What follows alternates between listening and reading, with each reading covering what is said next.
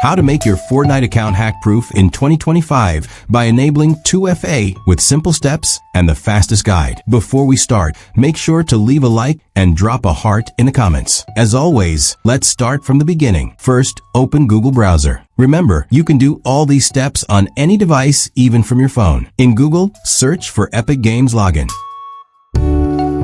After searching, click on the first link.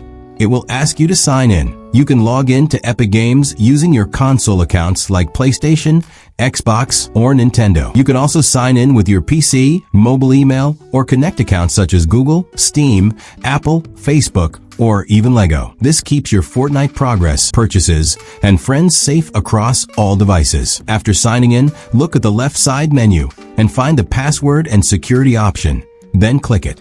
Inside security option, you'll see the option for two-factor authentication. This means you'll need a second step for login, like a code sent to your email or app, in addition to your password. It helps keep your Epic Games account safe from hackers. Click Continue to start the process. If a message pops up, open your email and check for a new message. Usually, it contains a code or link you need to continue. Enter the code, then press Continue.